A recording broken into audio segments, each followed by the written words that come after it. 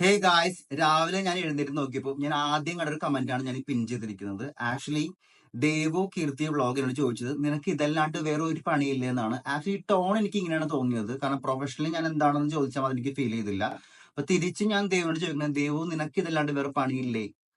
ഞാൻ വെറുതെ ചോദിച്ചാണ്. ആക്ച്വലി ഈ ചോദ്യം ഒരാളുടെ പേഴ്സണൽ ലൈഫിൽ എഫക്ട് ചെയ്യുന്ന ഒരു ചോദ്യമാണ്. കാരണം അത് അവരുടെ ഒരു ഇഷ്ടമാണ് എന്ത് ചെയ്യുന്നുള്ളത്. നമ്മളൊരു കോണ്ടന്റ് ക്രിയേറ്റർ ആകുമ്പോൾ ആ കോണ്ടന്റ് ഇഷ്ടപ്പെടുന്ന കുറേ അധികം ആളുകൾ ഉണ്ടോ ഇല്ലെന്ന് മാത്രം നമ്മൾ കൺസിഡർ ചെയ്താൽ മതി. എനിക്കിപ്പോൾ റീസെന്റ് ആയിട്ട് കുറേ അധികം സപ്പോർട്ട് കിട്ടുന്നുണ്ട്. യൂട്യൂബിൽ എന്നെ ഇഷ്ടപ്പെടുന്ന ഒരു ലംസോം പിള്ളേർ എനിക്ക് ഉണ്ട് എന്ന് എനിക്ക് മനസ്സിലായിട്ടുണ്ട്. അല്ലെങ്കിൽ എന്നെ ഇഷ്ടപ്പെടുന്ന കുറച്ചധികം ആൾക്കാരുണ്ടെന്ന് എനിക്ക് മനസ്സിലായിട്ടുണ്ട്. അതുകൊണ്ടാണ് ഞാൻ കണ്ടിന്യൂസ്ലി റിപ്പീറ്റഡ്ലി ഇങ്ങനത്തെ വീഡിയോസ് ചെയ്തുകൊണ്ടിരിക്കുന്നത്.